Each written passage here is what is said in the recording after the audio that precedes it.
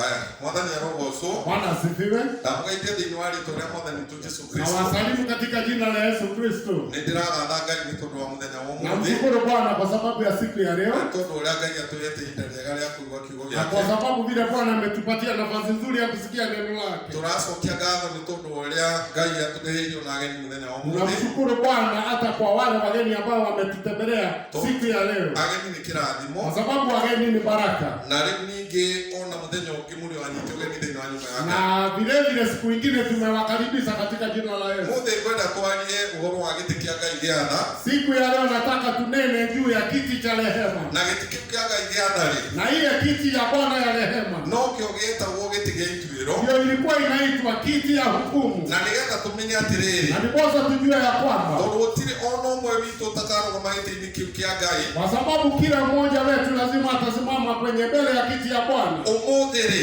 Siku ya leo. Tumenye uria tuikaranagia na giti kiu. Tujue vile tunaketi na hii kiti. Tondu kuri we umuthi no gituike giti giatha. Kwa sababu siku ya leo wewe hii kiti inaweza kuwa ya rehema. Na kuri we umuthi no gituike giti gia ituiro. Na vile kwako inaweza kuwa ni kiti ya hukumu. Ugo kuringana na muguikarania na kio. Sio inastahili vile utakaa na hii kiti. Na nitukwaria nigukumenyithia. Na tutanena nitakujulisha. Na nigukwira. Na nitakwambia. Tuguthoma thiini wa ibuku ria Thama. Tutasoma kwenye kitabu ya Kutoka 25 kuanzia mwaka wa 17 kuanzia mstari wa 17 nginya mwaka wa 22 mpaka mstari wa 22. Na niguthoma. Na nitasoma. Haya, maandiko mekuga atiriri. Maandiko yanasema ya kwamba ningi uthondeke giikaro gia tha na thahabu iria therie muno, kuraiha gwakio gutuike mikono iri na nuthu, na kwarama gwakio gutuike mukono umwe na nuthu. Ucoke uthondeke makerubi meri ma thahabu, umature mekirwo muthia-ini wa yeri ya giikaro kiu gia tha. Uthondeke kerubi umwe aikaire muthia-ini umwe, na kerubi iria ingi aikare muthia-ini uria ungi, na makerubi macio matuike kindu oro kimwe na giikaro kiu gia tha manyitaine nakio mithia-ini yakio. Namo makerubi macio matamburukie mathagu mamo na iguru, mahumbite giikaro kiu gia tha maroranite mothiu. Namo mothiu ma makerubi macio maikaro marorete giikaro kiu gia tha. Nakio giikaro kiu gia tha ukiigirire iguru ria ithanduku riu, na ithanduku-ini riu thiini wikire iramu ria ngakuhe.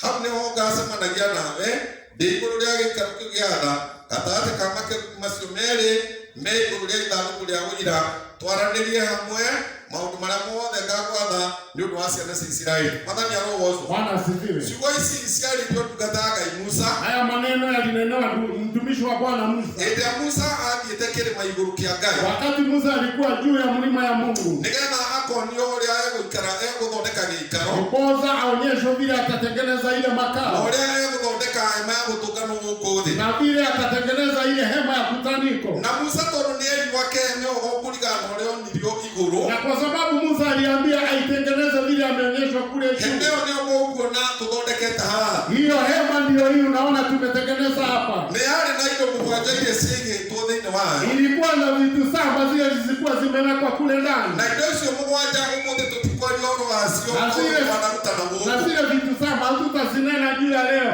Siku ya leo kwa sababu tumesafu. No ũmũthĩ tukwenda twarie ũhoro wa gĩtĩ gĩkĩ gĩa tha. Lakini siku ya leo nataka tu tunene juu ya kiti cha rehema. Gĩtĩ gĩkĩ gĩa tha kĩaigĩrĩirwo igũrũ rĩa ithandũkũ rĩrĩa twathoma. Hii kiti ya rehema ilikuwa imewekwa juu ya saduku. Na Musa akĩrwo athondeke akerubi erĩ nĩ wa mũrona haha. Musa akamwambia atengeneze makerubi wawili. Na indo ici ciothe akĩrwo acithondeke na thahabu ĩrĩa therie mũno. Na hizi vitu zote aliambiwa zitengeneze na dhahabu ile safi. Na ũrĩa gwathiaga rĩ, na vile kulikuwa kunaendelea, maandĩko moigĩte hĩndĩ ĩyo Ngai hema-inĩ aikaraga haha. Maandiko yanasema wakati ule Mungu alikuwa anaketi pale. Aikaraga gĩtĩ-inĩ gĩkĩ gĩake gĩa tha. Alikuwa anakaa pale kwenye kiti chake cha rehema. Na nokĩo gĩakoragwo gĩ gĩtĩ gĩa ituĩro. Na ndio ilikuwa ni kiti ya hukumu. Na mũndũ angĩaingĩrire haha ethahĩtie. Na kama mtu angeingia pale kuwa na makosa, mũndũ akuagĩra hau mbere ya Ngai nĩ ũndũ wa gũtuĩrwo. mtu alikuwa anakufa pale mbele za Bwana kwa sababu ya kuhukumiwa. No mũndũ ũrĩa waingĩraga hau, lakini yule alikuwa anaingia pale, no mũthĩnjĩri Ngai ũrĩa mũnene rita rĩmwe mwaka. Ni kuhani yule mkuu mara moja kwa mwaka. Na hĩndĩ mũthĩnjĩri Ngai ũcio mũnene aingĩraga rita rĩmwe mwaka rĩ, wakati yule kuhani alikuwa anaingia pale mwaka mara moja, aingĩraga akuĩte thakame. alikuwa anaingia pale kama anabeba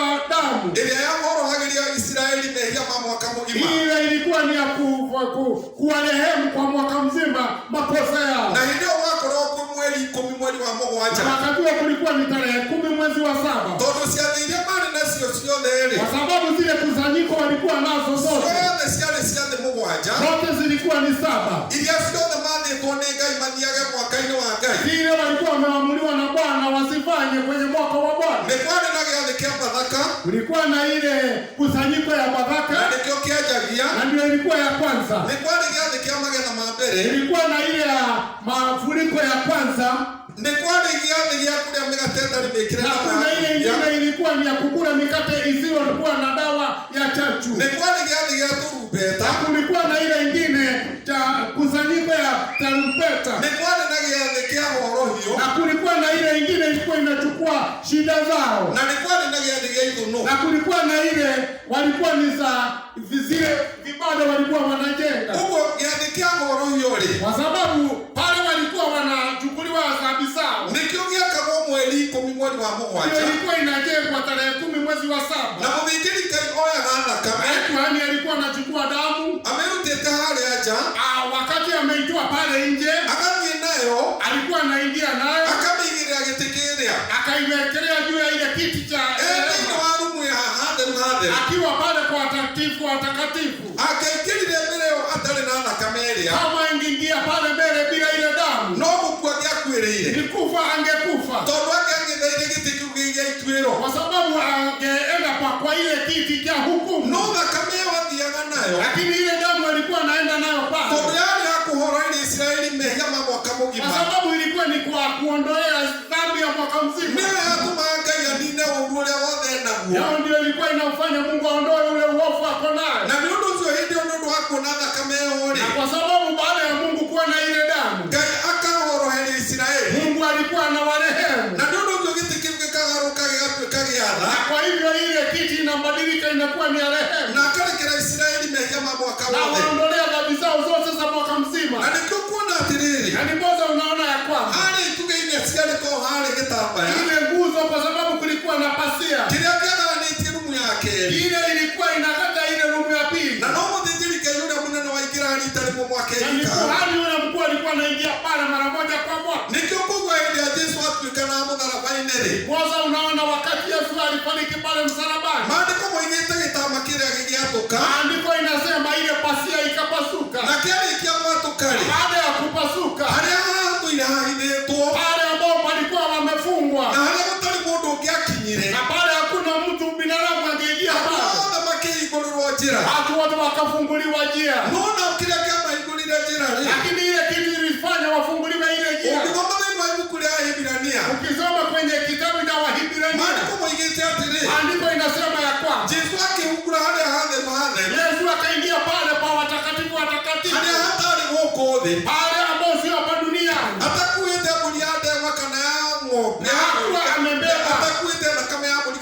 Hakuwa amebeba damu ya kondoo ama ng'ombe. Lakini akaingia pale kama amebeba damu yake mwenyewe. Na wakati alipoingia pale na damu yake mwenyewe. Kama vile yule kohani ilikuwa inabadilisha ile kiti ikawa sio ya hukumu.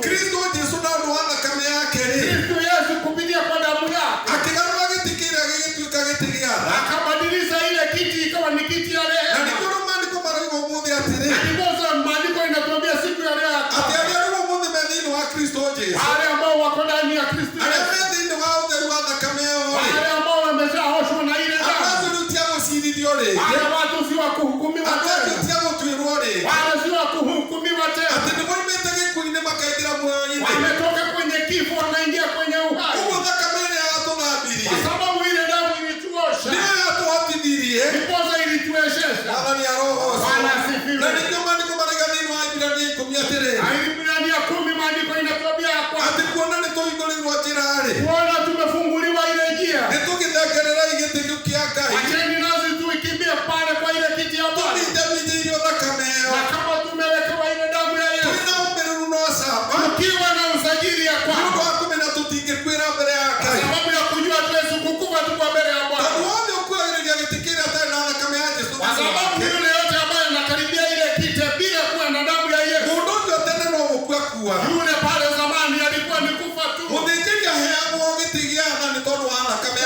Kuhani alikuwa anapatiwa ile kiti ya rehema kwa sababu ya damu ya kondoo. Anasifiwa. Lakini siku ya ile kiti ya Bwana ni ya rehema kwetu. Na ni kiti ya hukumu kwa wale wengine ambao hawana damu ya Yesu. Na huwezi kuingia pale kwa watakatifu bila kuwa na ile damu ya Yesu. Sasa kuona njia si imesafungwa. Kila mtu akapatiwa nafasi ya kwenda mbele za ile. Sio lazima mtu mwingine aende badala yako. Mtu anasimama mbele ya Bwana akiwa na ujasiri kwa sababu ako na ile damu. Kama vile kuhani alikuwa anaingia pale bila wasiwasi kwa sababu ako na damu. Bwana asifiwe.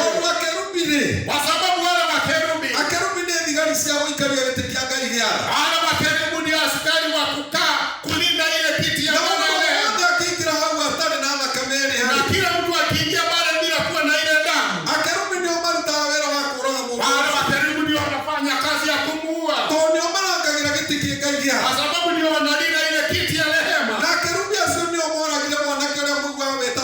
Na wale makerubi ndio waliua ile kijana alikuwa anaitwa Uza. Sababu ile sanduku ilikuwa inarudishwa Israeli. Kule lilikuwa limekaa kwa miezi mingi kwa Wafilisti. Wakati Daudi alibeba ile sanduku, kutoka pale Jerimu alirudisha Yerusalemu. Bwana asifiwe. Kwa sababu wakati ilichukuliwa na wale Wafilisti, wakati Wafilisti walichukua ile sanduku,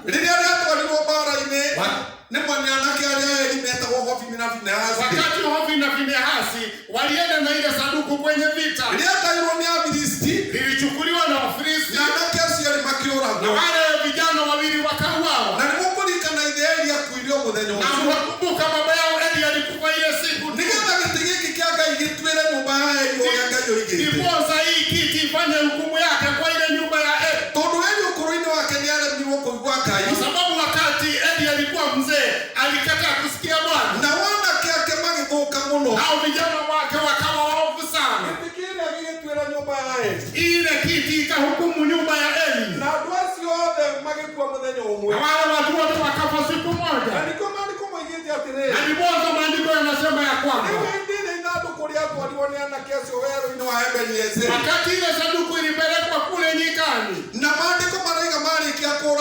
maandiko yanasema baada ya vile vijana Wafilisti wakabeba ile sanduku wakaipeleka kule Asidoni. Kule wakapigwa sana na magonjwa, wakalipeleka kule Gamu. Kule wakapigwa sana na magonjwa, Wafilisti wakaipeleka pale Ekron. Kule kukawa na vita, na kutoka hapo likapelekwa Beth-Shemeshi. Beth-Shemeshi kwa sababu ilikuwa ni jiji ya wana wa Israeli. Ikaanza safari ya kurudi kule lilikuwa. Wakati lilitolewa Beth-Shemeshi likabezwa Kiriath-Jearimu. Na kule ndio Daudi alienda akaichukue. Ndiposa irudishe Yerusalemu. Baada ya kulitoa kwa sababu hapo ndio mimi na kwa sababu alikuwa ameibeba na gari ilikuwa inaongozwa na dume mbili. Wakati walifika kule nyikani ya Ankoni, maandiko yanasema zile ndegwa zikagongwa, zikakwazwa. Baada ya kukwazwa, yule kijana alikuwa anaitwa Uza. Kwa sababu hii sanduku ilikuwa kwa baba yake, na baba yake akapatiana vijana wawili, Ahio na Uza, wakapewa na baba yake. Kwanza wapelekane na ile sanduku wakiwa pamoja na Daudi. Yule Yule kijana aliangalia kaona sanduku liko karibu kuanguka. Akakimbia pale aishikilie. Na maandiko yanasema wale wakerubi wawili wakaua yule kijana. Sababu wakerubi ni askari wa kulinda ile kikao cha Bwana.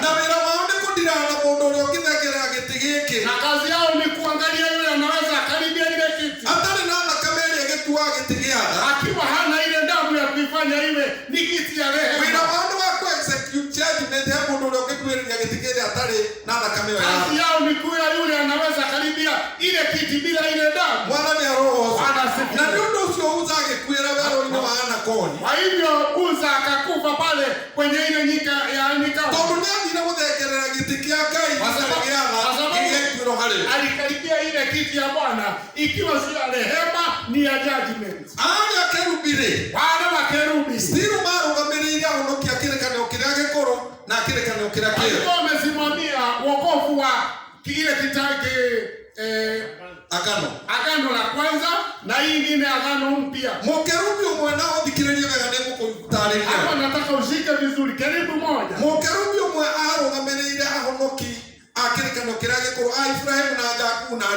kerubi moja alikuwa anasimamia wokovu wa wale walikuwa pale mbeleni. Naye kerubi huyu mwingine alikuwa anasimamia wokovu wa siku ya leo. Kwa sababu vile kulikuwa kunaenda ile sanduku ikiondoka. Kwa sababu hii hema iliwekwa kule nyikani mara 41 kule nyikani. Makao ya 42 waliiweka baada ya kuingia Kanaani. Sina nafasi ya kuongea juu ya namba 41 na 42. Kwa sababu hiyo tayari nimeshafundisha. Ukiingia kwa YouTube lakini point yako iko hapa. Wakati ile sanduku ilikuwa inahamishwa, ile miti ambayo unaona ile mbili ilikuwa inawekwa juu ya meza ya makuhani. Wale walikuwa ni Walawi.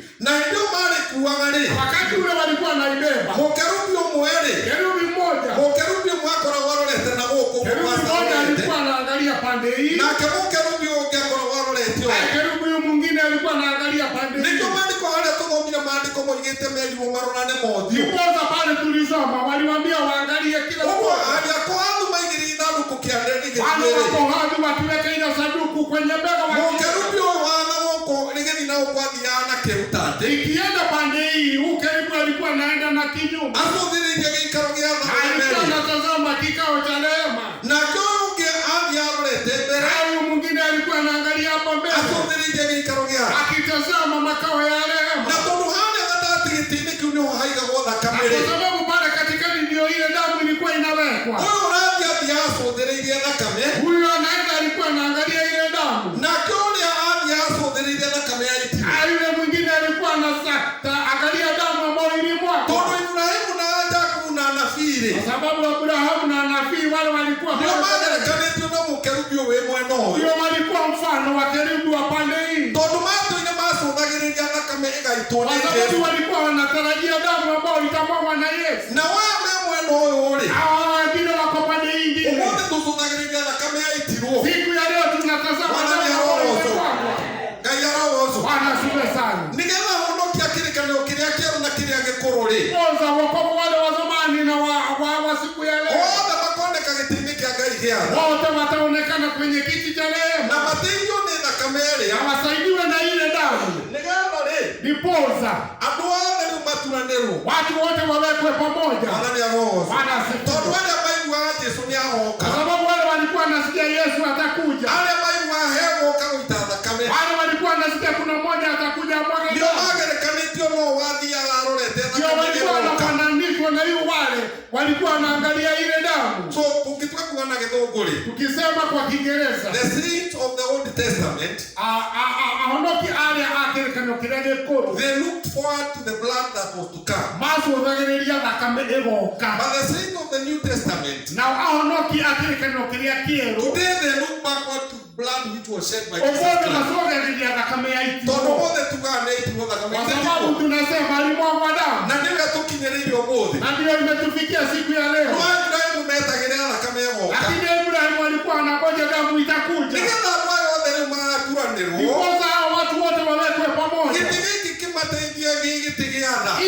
Wasaidie kwa sababu ni kiti ya rehema.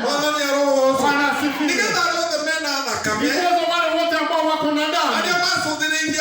Wale walikuwa wanatazama damu itakuja. Na wale walikuwa wanatazama ile damu ilimwagwa. Bwana asifiwe.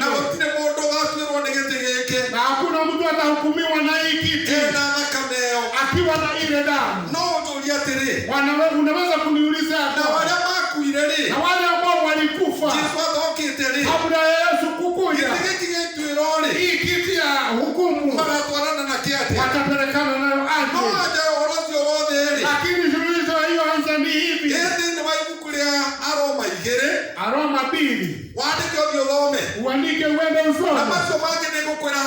Hao wengine maandiko mengine nitakwambia.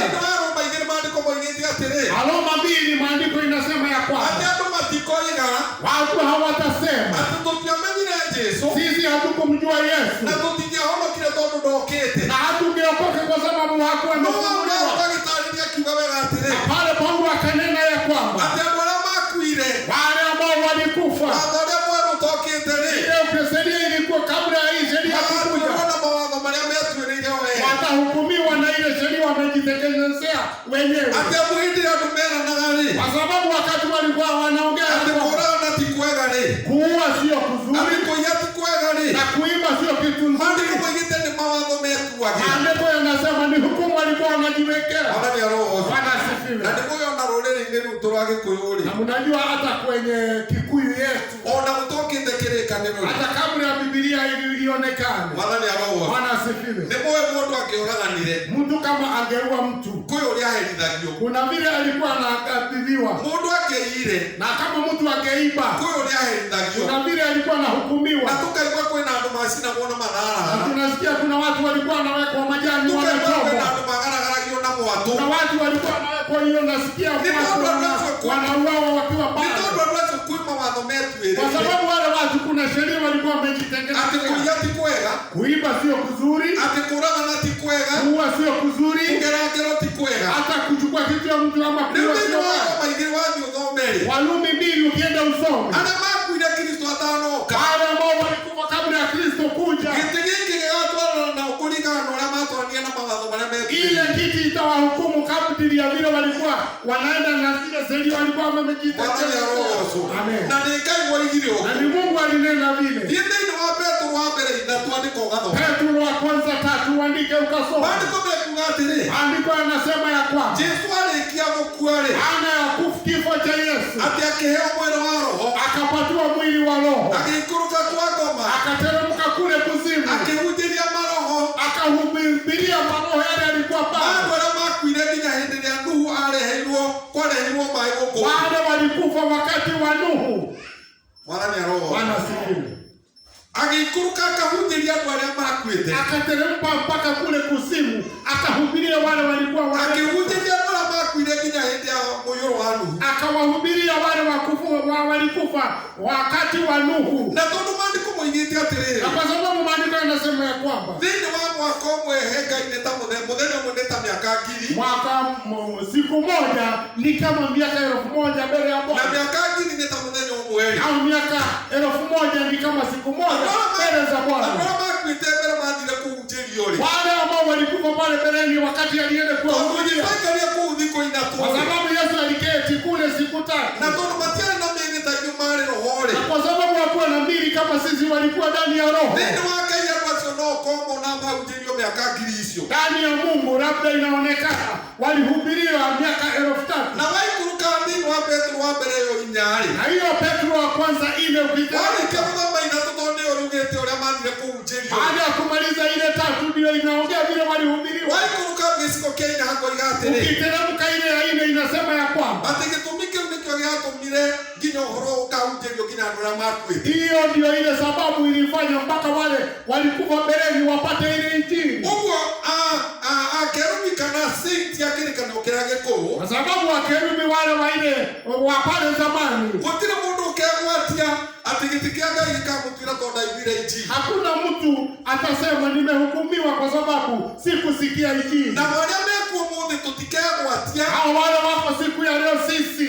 Gitikiaga igitwira tonda tutigwire injili. Hakuna mtu anasema nimekuhukumiwa kwa sababu sijasikia injili. Tondu kinyaria mangite mbere ni mandire kuheo. Kwa sababu mpaka watu walikufa zamani, Yesu alienda kuwahubiria. Bwana roho. Bwana asifiwe sana. Bwana asifiwe. Bwana asifiwe. Gitikiaga igitwirore. Ile kiti ya Bwana ya hukumu. Kuri aramena thakame ya Yesu ni gitigiana. Kwa wale ambao wako na damu ya Yesu ni kiti ya rehema. Na ukitegera giti kiuri. Na ukienda mbele ya ile kiti. Bwana roho. Bwana asifiwe. Andiko linasema ya kwamba kwenye kitabu ya Ufunuo 20 kuanzia 10 uende ukasikize. Wakati Yohana alikuwa anafunuliwa yale mambo, akasema nikaona ni kwamba nikaona kiti kikubwa cha ufalme. Ilikuwa ni mpya imewekwa kule juu. Na nikaona yule alikuwa ameikalia. Hao watu wote. Wale wadogo na wale wakubwa. Na wale wote ambao tayari wameshakufa. Nikaona wasimama kwenye ile kiti ya hukumu. Na nikasikia moto imetishwa wale watu ambao ilikuwa imechoma. Nikasikia maji inaitishwa wale watu walikuwa mpaka kifo na kuzimu ikaitishwa wale walikuwa kule ndani. Wakati Yohana alikuwa naona wale watu. Wale walikuwa ni tajiri na wale walikuwa maskini. Wale wadogo na wale wakubwa. Wale walikuwa wametoka kwa mataifa mengi. Walikuwa wamesimama kwenye ile kiti ya hukumu. Ukiteremka hapo chini inasema kwamba nao kitabu ikafunguliwa. Na ndio ile kitabu ya uhai. Na tena kukafunguliwa vitabu vingine. Bwana asifiwe. Na maandiko yanasema ya kwamba watu hawakuhukumiwa kulingana na vile maandiko majina yao ilikuwa imeandikwa kwa ile kitabu ya hukumu. Lakini maandiko yanasema walihukumiwa kadiri ya vitendo vyao vile vilikuwa vimeandikwa kwenye vile vitabu. Kwenye ile kiti ya Bwana ya rehema kuna kitabu ya uhai. Majina yao yanaandikwa wale wote ambao wamekubali damu ya Yesu. Na kuna vitabu vingine ile Yohana alionyeshwa. Na ndio inaonyesha ni vitendo vya watu inaandikwa. Bwana asifiwe. Najua kuna watu wengine waliokoka. Wakasema kwa sababu majina yao imeingizwa kwenye ile kitabu ya uhai. Wenyewe hawana shughuli na jambo lingine. Lakini nataka siku ya leo ujue ya kwamba kuna vitabu zingine za vitendo. Na watu walihukumiwa kadiri ya vitendo vyao. Bwana asifiwe. Sieko siodi gunasia wanu ebuku yetwero nesiadeketwo igoya ina inesio ikonanyo wera wa mundu na igai yake. Wakati Yohana alikuwa anafunuliwa yale mambo, akaona watu wakihukumiwa kadiri ya mambo yalikuwa yameandikwa kwenye zile vitabu. Ile mambo ndio ilisaidia Hezekia. Wakati Hezekia alikuwa karibu kukufa, Wafalme wa kwanza 20. Isaya akatumwa kwake akamwambia tengeneze mambo yake kwa sababu atakufa. uthomethini wa Isaya 38 twaranite kiugo gwa kiugo. Na Isaia 38 zote ziko sawa. No ni thini wa Thamaki wa Kerĩ 20. Wafalme wa Pili 20. Kana Isaya 38 kwa mweri wa mbere. Isaia 38 kuanzia mstari wa kwanza. Wakati alipoambiwa utakufa. Isaya alikia kwehera ri. Ana Isaya kuondoka. Maandiko mwenga Hezekia akirwa ruthingo. Andiko yasema Isaya akatamsama kwa ukuta. Akende muthaitha Ngai akimugwetagira maundu maria tutheka. Akaanza kunena na Bwana akimwambia yale mambo alikuwa anatenda. Na kile Ngai agumbulithia mabuku make ma ciĩko. Maana ya Bwana kufungua ile kitabu ya vitendo. Macio magumbulithio hĩndĩ andũ matuagĩrwo rĩ. Yale alifunguliwa baada ya watu kuhukumiwa. Agĩkorwo ũrĩa Hezekia oigaga nĩguo. Akakuta vile Hezekia anasema ni kweli. Na Ngai ona ikarĩire gĩtĩ gĩa ituĩro atuĩrĩire Hezekia nĩegũkua. Bwana kwa sababu alikuwa ameketi kwenye kitu akamkuhukumu. Siakainga Hezekia ekĩte rĩ. Zile vitendo Hezekia alikuwa ametenda. Ngai aikarĩirwo gĩtĩ kĩrĩ harĩ. Maana kama alikuwa ameketi kwenye ile kiti ya hukumu. Gĩtĩ kĩrĩa gĩkĩgarũrũka gĩtuĩka gĩtĩ gĩa tha. Ile kiti ikabadilika ikawa ni kiti ya rehema. Bwana asifiwe. Na Ngai akĩgarũrwo ngoro na ciĩko iria ciekĩtwo nĩ Hezekia. Nayo roho ya Bwana ikageuka kwa sababu ya ile vitendo Hezekia alikuwa ametenda. Ngai ũrĩa warĩtie ikarĩire gĩtĩ gĩa gũtuĩra rĩ. Yule Bwana alikuwa ameketi kwenye ile kiti ya hukumu. Akĩra Isaya njĩra coka kwĩ Hezekia. Akaambia Isaya akiwa jirani, rudi tena kwa Hezekia. Ũguo mwena ndamwongerera mĩaka 15. Umwambie nimemwongeza miaka 15. Bwana nĩ arogoocwo. Bwana asifiwe. Ngai no akorwo arakarĩtio nĩwe Mungu ũmũthĩ. anaweza siku ya leo amekashirika juu Ngai no yako. akorwo aikarĩire gĩtĩ gĩake gĩa ituĩro ũmũthĩ. Mungu anaweza kuwa amekalia kwenye ile kiti ya No hukumu. kwĩnyihia na kũmũthaitha gwaku rĩ. Lakini kunyenyekewa kwako na No kumuomba. ũtũme agarũre gĩtĩ kĩu gĩtuĩke gĩa tha. Unaweza kufanya abadilike iwe ni kiti ya Na rehema. nĩ ũhauga kuongerera mĩaka 15. Akiwa pale tu kuongeza miaka Bwana nĩ 15. arogoocwo. Bwana asifiwe. Rekei twĩkage ciĩko njega. Acheni tufanye vitendo vizuri. Nĩgetha mabuku marĩa makĩhingũrwo rĩ. Sasa vitabu zile zikifumbuliwa. Onokorwo rĩtwa rĩaku nĩ rĩroneka ibuku-inĩ rĩa muoyo. Hata kama jina yako inaonekana kwenye kitabu ya uhai. Bwana nĩ arogoocwo. Bwana asifiwe. Bwana asifiwe. Bwana asifiwe. Waga ciĩko njega. Ukikoza vitendo vizuri. Onokorwo nĩ ũragweta wĩ wa muoyo-inĩ. Hata kama wewe unataja wewe unataka Ngai nĩakageria gũcaria kĩndũ kĩrĩa kĩngĩtũma agarũre ituĩro aikĩrie tha. Mungu atatazama angalia ile kitu inaweza mbadilisha kuhukumia. Bwana nĩ arogoocwo. Bwana asifiwe. Ũngĩthoma thĩinĩ wa Atũmwo 9 rĩ. Mitume 9 ukisoma. He mũtumia ũrĩa wetagwo Dorokasi. Kuna yule mama alikuwa anaitwa Na Dorcas. nĩwe wetagwo Tabitha. Na ndiye alikuwa anaitwa Tabitha. Tabitha arĩ wa itũũra rĩa Jopa. Tabitha alikuwa ametoka kwenye jiji Na la Yopa. akinyire hĩndĩ agĩtuĩrwo gũkua. Na ikafika wakati akahukumiwa akufe. Na Tabitha agĩkua na gũkĩanjwo macakaya kwa. Na yule mama akakufa na kukanza maombolezo. No hĩndĩ ya Petro akinyire Jopa. Lakini Petro wakati alipofika kule Yopa, Maandĩko mekuga atĩrĩ. andiko nasema ya kwamba Andũ makĩmũthaitha. watu wakamsihi Tondũ agĩrirwo gatũũra getagwo Luda. kwa sababu alitolewa kwenye jiji la Luda. Andũ maigua hau hakuhĩ Jopa rĩ. Wakati watu walikuwa hapo karibu na ile jiji la Andũ Yopa, magĩtũmana Petro akagĩa. watu wakatumana waende wamchukue Petro. Afadhali Hezekia. Afadhali Hezekia, Tondũ Hezekia ndakuĩte nĩwe weharĩrĩirie na kwa sababu Hezekia hakukufa, alikuwa ananena na mdomo wake. Tabitha nĩakuĩte na ndangĩaririe. Tabitha mwenyewe alikuwa amekufa na angeongea. No andũ a itũũra rĩu nĩo maririe Tabitha akomete akĩrĩ. Lakini wanakijiji ndio waliongea kama Tabitha amekufa. Makĩambia kuonia Petro. Wakaanza kuonyesha Petro Wĩra ũrĩa mwega Tabitha arutaga rĩrĩa arĩ muoyo. ile kazi nzuri Tabitha alikuwa anafanya akiwa uhai. Na hĩndĩ ĩrĩa Petro onagio Na rĩ. wakati Petro alikuwa anaonyeshwa, Marĩkia kũguũria. baada ya kuangalia, Makĩrĩkia kũguũria Ngai nake akĩguũria ibuku rĩake. naye Mungu akatazama kwenye kitabu yake. Onokorwo Tabitha nĩandĩkĩtwo ibuku-inĩ rĩa muoyo. Hata kama Tabitha alikuwa ameandikwa kwenye kitabu cha uhai, Mabuku maya mangĩ ma ciĩko rĩ. kwenye vitabu za vitendo, Ngai akĩguũria. Bwana naye akaangalia. Narĩkia kũguũria rĩ. Baada ya kuangalia, Agĩkora ũrĩa andũ moigaga nĩguo Tabitha atũire. akakuta vile watu wananena ndio Tabitha alikuwa anafanya. Agĩikũrũkia hinya na ũhoti thĩinĩ wa Petro. Akateremsha nguvu zake ndani ya Petro Petro. akĩmwĩra thĩinĩ wa rĩĩtwa rĩa Jesũ. Petro Tabitha ũkĩra. Petro akamwambia katika jina la Yesu Kristo, Bwana nĩ arogoocwo. Bwana Na asifiwe. mũtumia ũcio agĩcokerera andũ na wĩra-inĩ wake Na muoyo. yule mama akawa na uhai tena, akaendelea na kazi yake. Bwana nĩ arogoocwo. Bwana asifiwe. Ngai akĩmũtĩithia. Mungu akamuinua, Akiuma gĩtĩ-inĩ gĩake gĩa ituĩro. akatoka kwenye kiti chake cha Kĩrĩa gĩatũmĩte Tabitha akome mũkuũ. ile ilikuwa imefanya Tabitha alale kama ameaga. Agĩikaria gĩtĩ gĩa tha. Akakalia kwenye kiti chake, Akĩmũriũkia. akamfufua. Bwana nĩ arogoocwo. Bwana Na asifiwe. ũmenye mũtumia Na ujue yule mama alikuwa mtu wa kuheshimika.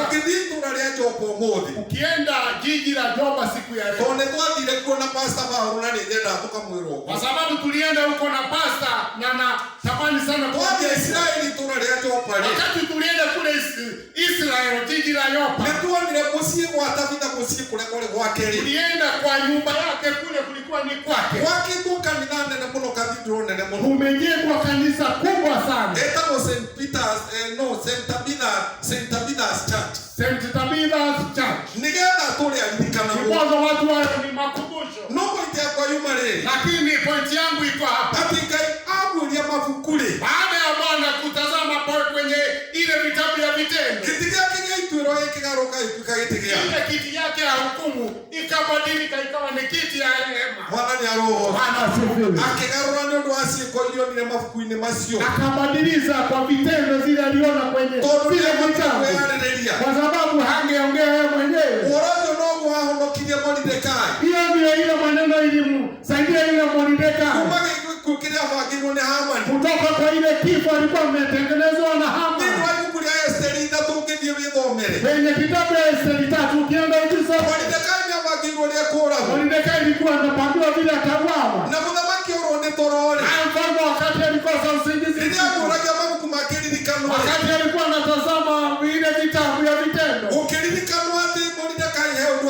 nikakumbuka ya kwamba Mordekai kuna jambo nzuri alikuwa ametenda, na Mungu akakalia kwenye kiti ya rehema, akakumbuka Mordekai.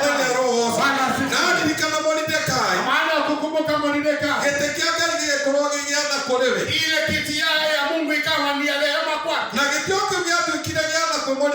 na ile kiti ilikuwa ya rehema kwa Mordekai, ikawa ni ya hukumu kwenye ile kiti ikawa ni ya kuhukumu Haman. Na maandiko maandiko inasema ile miti alikuwa ametengeneza ya kumua Mordekai, mfalme akasema auawe, wekwe kwenye ile miti. Itategemea vile wewe mwenyewe unapelekana na pelekana na Bwana vizuri, kama mko pamoja, ile kiti itakuwa inakaa kwako kama ni ya rehema. Ukibadilika na usio mtii mbele za Bwana, ile kiti itakuwa ikipelekana nawe ikiwa ni kiti ya hukumu. Waisraeli walikuwa wakitoka kule Misri, malaika walipatiwa waongozi. Na ninajua tayari mmesoma yale maandiko. Aliambia malaika amekuja ale kiongozi wenu, lakini mkikosea na mkose kumtii, atageuka atakuwa ni adui yenu. Ni nini? Na ni Mungu mmoja tu amemtuma, kwa sababu ni ile kiti ambayo inabadilika. Ukitaka ile kiti iwe inakusaidia, na ile ni ya rehema kwako.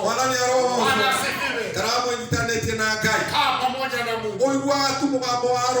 Ukisikia tu sauti ya Roho, hii sauti nyingine ukisikia unafuka masikio yako, ndipo mbelekana na Bwana. Tuliambiwa ya kwamba nikwenda kwa Ngai gwaturutire thi ini na tukae muoyo ni undu wa tha ciake.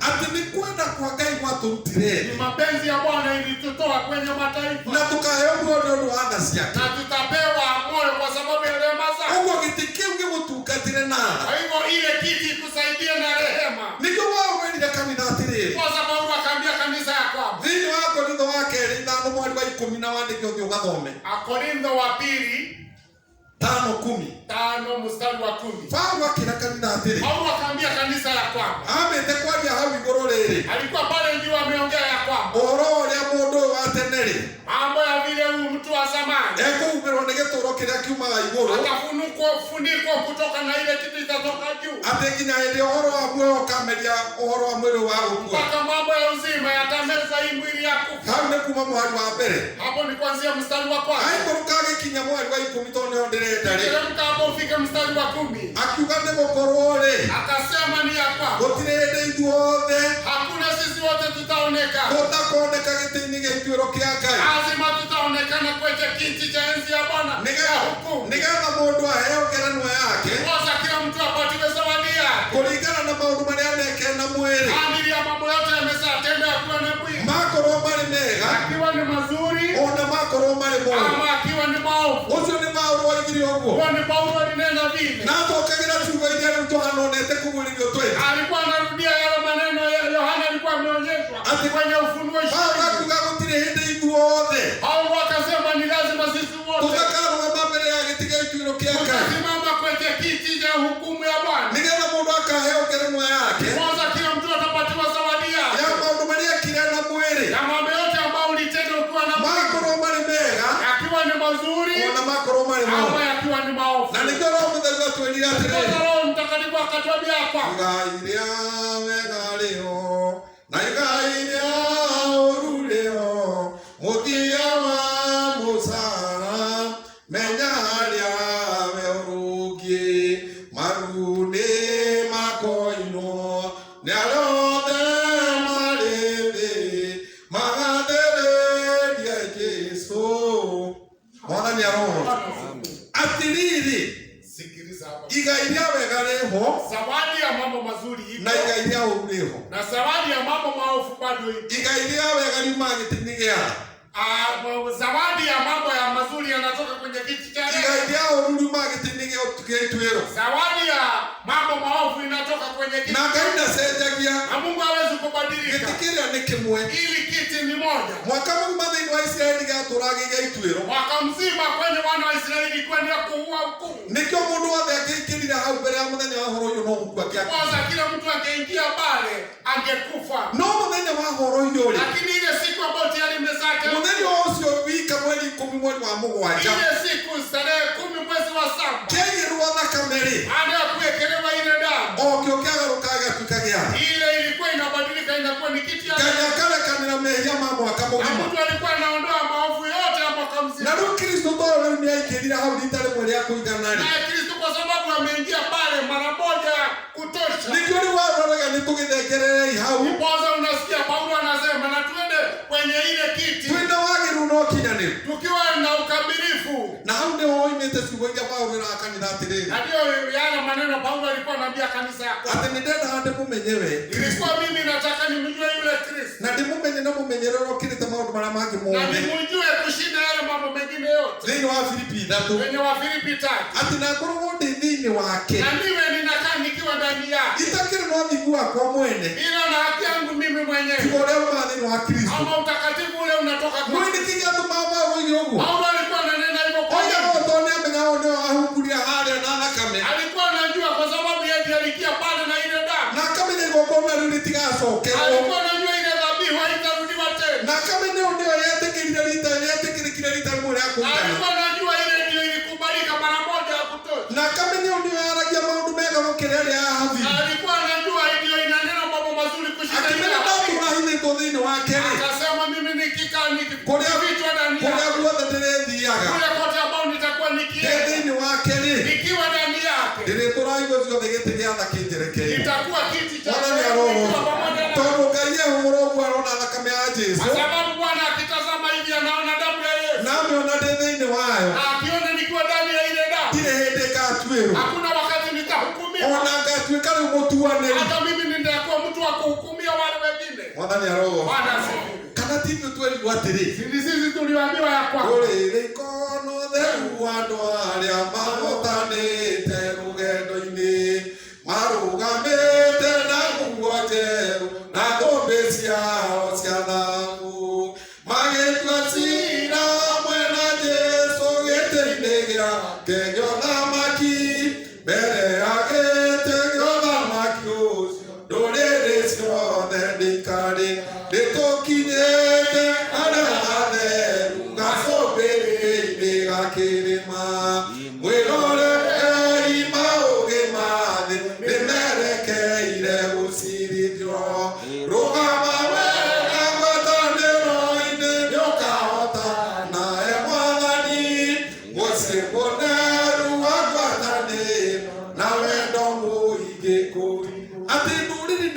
nĩmarikona mataifa watatazama ũtheru wa andũ arĩa mahotanĩte utakatifu wa wale ambao tayari wameshashinda nĩgetha we ũcarie hahotani haku nĩha kwanza wewe mwenyewe utafute mahali pako ni wapi atĩ andũ othe marũgamĩte hamwe na Jesũ wale watu wakisimama pamoja na Yesu magĩtua cira hamwe wakihukumia watu wengine wakiwa pamoja na rĩrĩa ndũrĩrĩ igakorwo ikĩrĩra gĩtĩ-inĩ kĩu-rĩ ndio mataifa watakuwa wakilia kwenye ile kiti we ũgakorwo wĩ mwena wa atuanĩri wewe mwenyewe utakuwa pande ya kuhukumia mwe hamwe na Jesũ ukiwa pamoja na Yesu na hĩndĩ ĩyo noguo ũkamenya wega no ndakwĩraga mũkĩona arĩa atheru maikarĩire itĩ-iria mathagathaĩirwo kuma mũthenya ũrĩa thĩ ĩno yombirwo tũgakenaga atĩa twamenya atĩ ngoro nĩciahurũka mathĩna mathĩno na mbara cia thĩno thũ cia ũhoro wa mai tigatuona rĩngĩ tene na tene atĩ gwakinya hĩndĩ ĩyo noguo mũkamenya ikifika siku hiyo ndio mtajua atĩ nĩndamwĩraga nilikuwa ninawaambia nũũ acio nĩ amarero unajua ni nani wanaambiwa arĩa maregire gũikara thĩinĩ wa Kristo wale ambao walikataa kukaa ndani na ya arĩa Kristo maregire kũgĩa na ũgima wa kĩroho na wale ambao walikataa kukoma Mwana ndani nĩ arokumio mũno Bwana asifiwe Ngai arogoocwo Bwana asifiwe tondũ mekuo kwa sababu wako mathiaga matigana na Ngai wanaenda wanachana na Bwana Mwathani arogoocwo Bwana na asifiwe. tũnĩ Roho Mũtheru oigire nĩo ithukĩ na mari na ndio wale Roho Mtakatifu alisema ni wale wanakwaza watu ithukĩ na mari mathikĩrĩriai mũndũ amenye ndakae kũgwamo nĩ arĩa matigĩte njĩra ya Ngai magacoka thutha gwa Saitani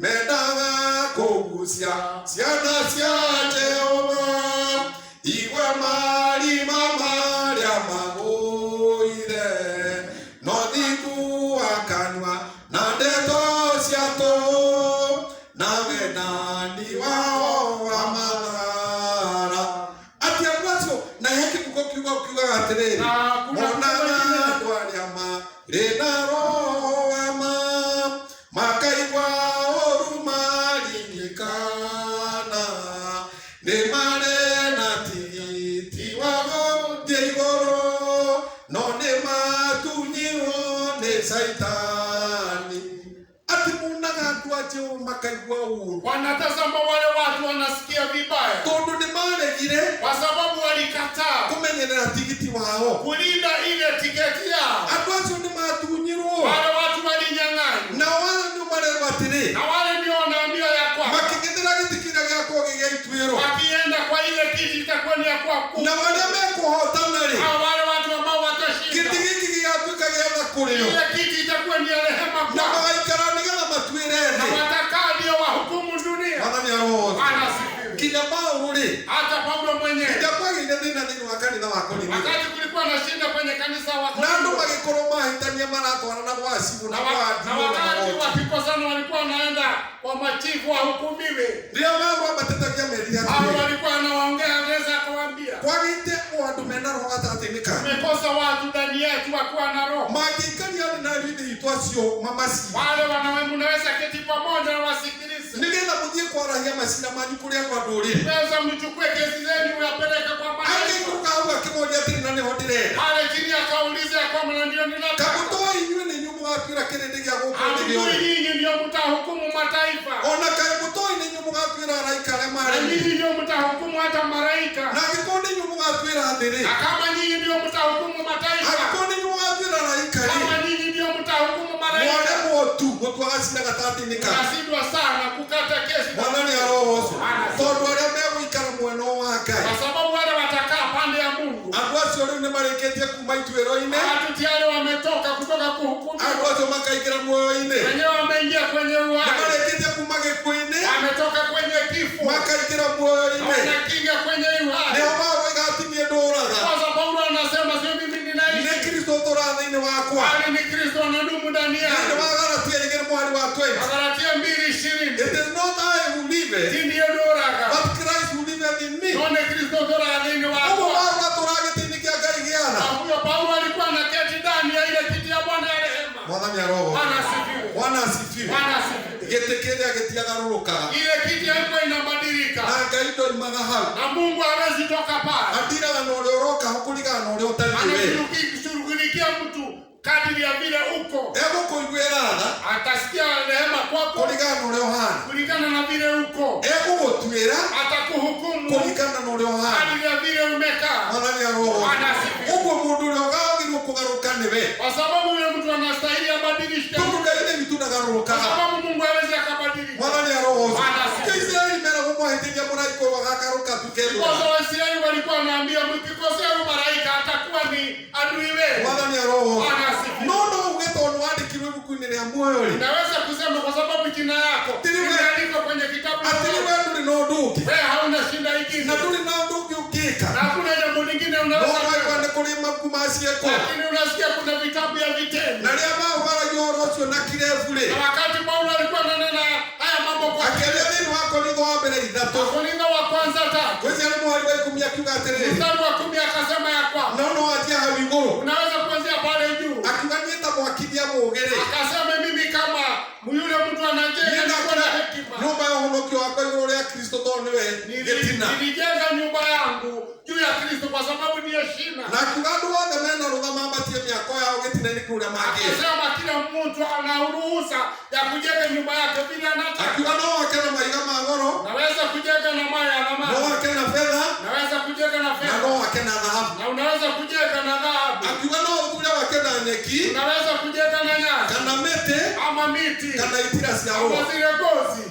Ayo wa miakoyo miakireri. Baada ya kusema vile watu wanaweza kujenga. Agikurukia hau nigana ndio wagitikira kiuga atere. Akiteremka hapo chini ndio anene kile ile. Akiuga mmoja wa mwathani wa ikioroga ikuka na mwaki. Akasema siku ya Bwana ya hukumu itakuwa na moto. Nigeza mametikio madu magerio. Kwanza imani ya watu wote ya ajabu. Akiuga bakira na dhahabu na fedha miakoyo onekaro kama walijenga na dhahabu na fedha, mijengo yao itasimama. No akiuga kina itira siarua. Walijenga na nyasi na miti. Wera wao ndio kahea. Kazi yao yote itachomeka. Aikuruka muru wake ni kiuga atere. Aliteremka pale chini ya kitamasika. Amemondozo mwako akawaheale. Na yule mtu kazi yake ama mjengo yake amekisha chomeka. Amemondozo ni akahonoka. Yeye mwenyewe ataokoka. No akahonoka ta mundu hukulini mwaki. Lakini ataokoka kama mtu amepitia. Na ndio tuka taka hea. Na hakuna huduma atapewa. Kayaro. Bwana asifiwe. Ndio hapo akiko kanisa ini maikara. Unajua watu wengi kanisani wanakaa. Kama mundu ikale mnieto ndani kile kuniamua tena. Akasema mimi jina yangu liko kwenye kitabu ya uzima. Fatani no kaikira kubi igoro. Bora tu mimi niingie kule. Ona dahe wera wako hata kutira siana. Hata kama nikipatiwa kazi ya kufagia kwenye zile njia. No nikadiriwo kwa gai gotika. Lakini umezao ya kwamba kwa Mungu. Mwana ni roho. Kufagia. Kwa gai gotika hata. Kuna mambo ya kufagia. Waga wetuga tombone nigena makumasi kokwadi kwa maodo. Usipokuwa ufanye mambo mazuri kwenye kitabu ya vitendo mambo ya honoka ta mundu huri kule nyo mwaki. Au akasema utapita tu kama mtu amepitia kwa moto. Na wewe wako aheale. Na kazi yako yote ikienda. Bwana asifiwe. Ukahonoka ta mundu kule nyo mwaki. Utaokoka kama mtu amepitishwa kwenye moto. Ndiye dirihete no ndomwe. Nikienda kutamasisa niseme hapo. Nigego menye gitige kiri. Ipoza ujue hii kiti. Okyo nikyo geitwero. Yenyewe ndio ya kuhukumu. Na kyo nokyo giana. Yenyewe ndio kiti ya rehema. Ukigandi na munene muno. Kukawa na shida kubwa sana. Ndine makanitha wa Korinitho. Kwenye kanisa la Wakorintho. Na thina ucio ri. Na ile shida ile. Thina wa kimwanyari. Sababu ilikuwa ni shida ya kipekee. Ndio thome thina wa Korinitho wa mbere ithano kwaje mwari wa mbere. Wa kwanza 5 mstari wa kwanza. Kukigia na mwanake. Ukawa na kijana. Woete agatunya mamu wao, agatunya ide mutumia. Alikuwa amenyang'anya baba yake bibia. Na ide Paulo andika uhoro ucio. Wakati Paulo alikuwa anaandika yale mambo. Akiuga ucio ati ona nduigwika kwa andu anduri. Akasema ile jambo limetendeka hapa kwa mataifa huwezi ikaoneka. Mwanake athoma kanitha wa Korinitho. Jana alikuwa anashiriki kanisa la Korintho.